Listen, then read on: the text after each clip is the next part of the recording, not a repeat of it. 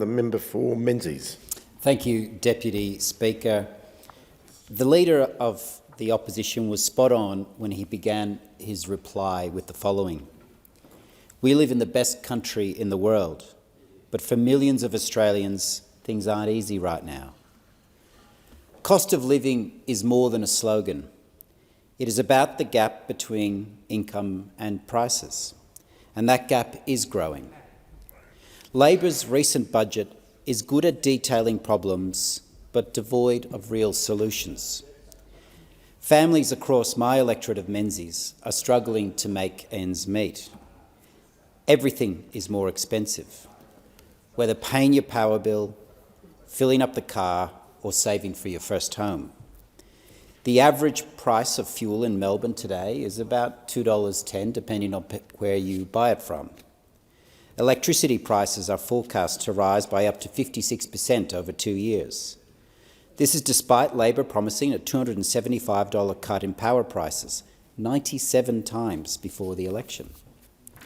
It is no wonder why families think twice more than they used to. We know that inflation must be brought under control, but we should not forget that this comes at a massive cost to millions of families, many on fixed rates that will expire in the coming months and year. If you look at a heat map of mortgage stress, the western portion of my electorate in Menzies is one of the highest in the country. Given record house prices, it is not surprising that families have stretched themselves to live in our part of the world. It's a lovely place to live. This means that each increase in mortgage, rent, power, fuel and food forces families to make tough choices between the things they need and the things that make them happy. For many, this trade-off is paid in lost time with loved ones, as they are forced to work extra shifts or even a second job. Many think twice about school excursions. I noticed not many from my electorate have come on the school tours here. There may be many reasons for that, but for a lot of families, it's an extra cost they can't afford. For many, it's a choice about whether their children remain in a sporting team. The World Cup is on a Wednesday morning. Most Australians will turn on the TV at 6 a.m. and watch Australia, the Socceroos, take on France. But actually, playing soccer is a very expensive sport. It doesn't have all of the subsidies that AFL and cricket have. So for families in my electorate who love soccer, and they call it football, those fees are very high, in the hundreds of dollars. So again, as rates rise and inflation goes up, there's some of the things that have to be cut.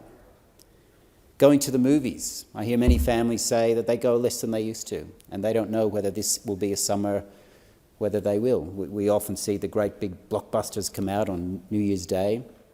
Again, there'll be less families going to the movies than last year. Christmas and birthday presents will be sacrificed. Families will think twice about holidays. And for many, the cost of food is going up and up and up, and what type of food people eat is a real choice that families are making on a daily basis right now, and they will be making those decisions even harder next year. The Albanese government needs to recognise they are not in opposition anymore. And they were a very effective opposition. That's why they get to sit over there. But they're not there anymore. And they need to take responsibility for balancing sustained growth with ever-increasing inflation. I am disappointed to see that there is no immediate relief in sight for families. Between a combination of surging inflation and rising interest rates, average wage earners will be $5,000 a year worse off. Even worse, mortgage holders will on average be up to $13,000 a year out of pocket. This budget not only fails to deliver on a macro level, but on a micro level within particular seats. I've listened to many of my colleagues speak about projects they were expecting to see in this budget, projects they fought hard for, and then when they open the budget papers, whoosh, gone, not there. So let me talk about one in my electorate. My electorate is mostly metropolitan, but on the eastern side is Warrandyte, Wonga Park, and it feeds into the suburban areas of Warranwood and Croydon North. And there's an intersection called Five Ways. It's called Five Ways because 5 actual roads intersect in the one spot. and it is packed full of families going to and from school every day. It's full of families. Yet it is one of the most dangerous roads in Victoria. And in 2021, a young girl in her 20s was in an accident and died later in hospital afterwards. Totally unnecessary, because it's a road we know that needs to be fixed. I fought hard for election commitments, and I never took my seat for granted, but maybe some people thought it was. So I didn't get as many as other seats might have got, but this was one that I got, and I was really proud of it. We got a commitment to fix 5 ways. And I actually prefer the project to be built over any political gain you get. So when I hear that my Labor opponent matches it, I think that's a great thing, because then whoever wins, the community gets what they need. And I thought this was one of those projects. Residents have been calling for urgent upgrades to this intersection for years. 1,000 locals signed a petition. And so when my Labor opponent was quoted in the local Warrandyte Diary as saying that this would be matched, I was delighted, because I thought no matter what happens, this project's getting filled.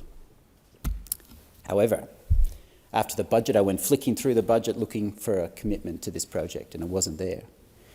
And I asked for a meeting with the Transport Minister.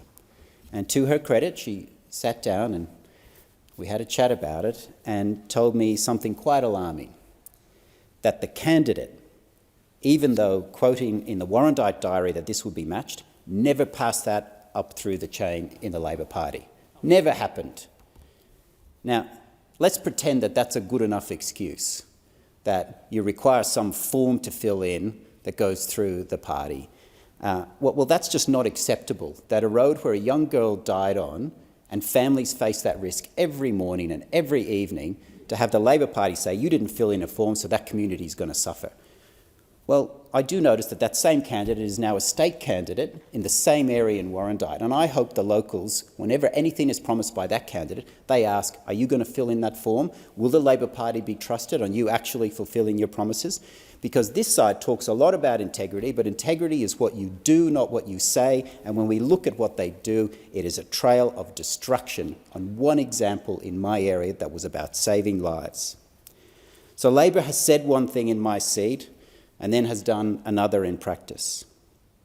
And there's serious questions for that candidate to answer.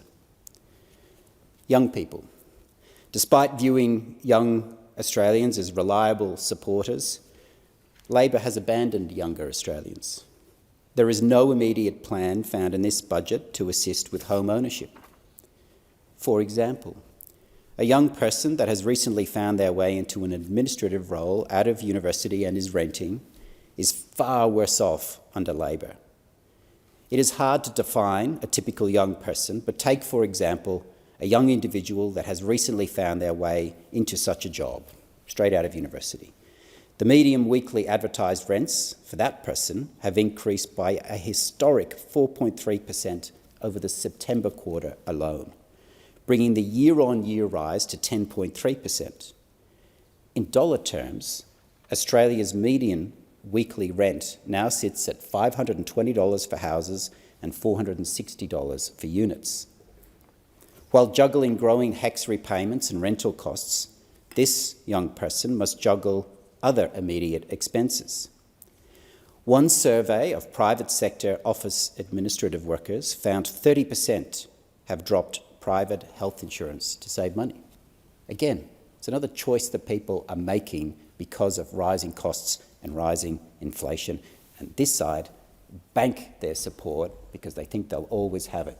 Well, be very careful what you take for granted.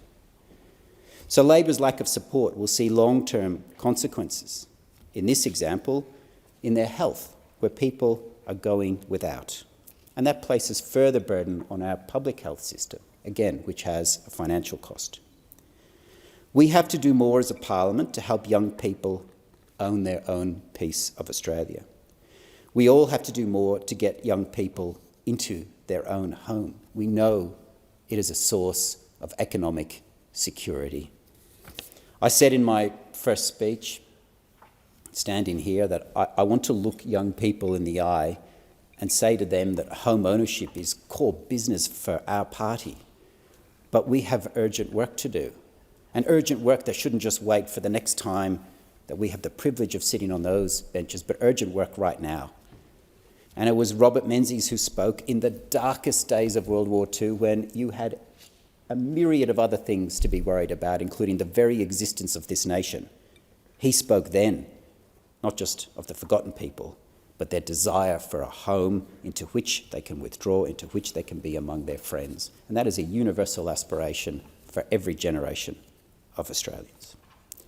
So even though we are in opposition, we're offering constructive solutions. We have recommitted to the super home buyer scheme.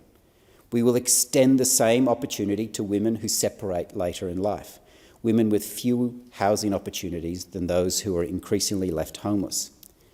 And I see this in my electorate. I have been to, like many others, food banks in my electorate run by churches and other community groups. And I was at one from the Vantage Church to the east of my electorate, and they were running a food bank. And as I left, there was 50 cars queued up to get some basic supplies.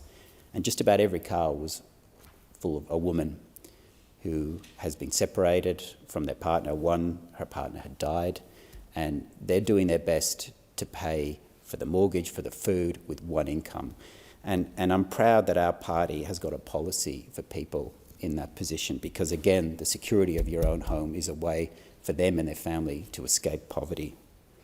So we don't want to go down the path of the United States, where giant ETFs snap up vast quantities of residential properties, becoming super landlords.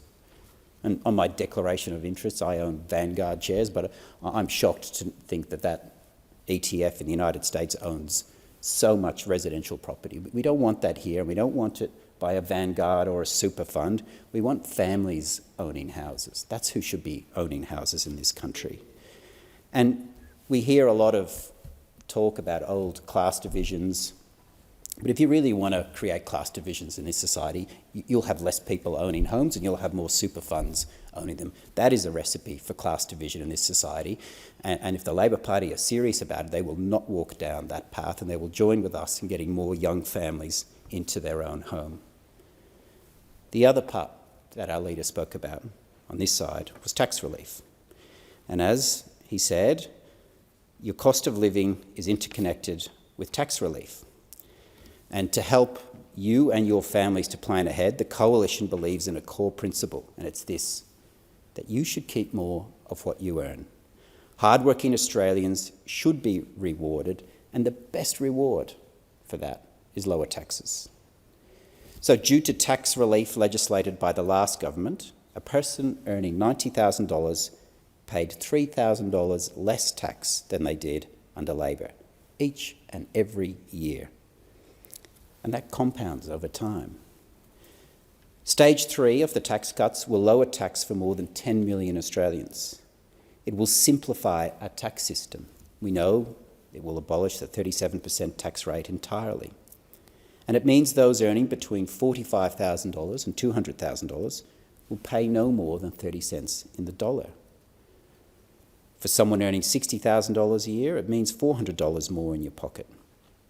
$900 more for those earning $80,000 and $1,370 for those earning $100,000. So for 95% of workers, 95%, it means a top rate of no more than 30 cents in the dollar. And the Coalition plan means that the top 5% of income earners will pay 33% of all income tax.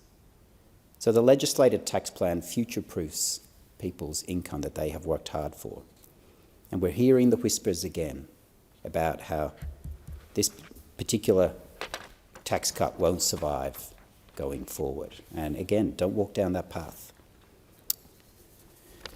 Stagflation is a concept I hope we don't experience, but it's one we should keep one eye out for. So if I conclude in my last 30 seconds with this, what was the point of it all? We all came back here for a special budget. So why? Why did we come back? Why did we sit through that?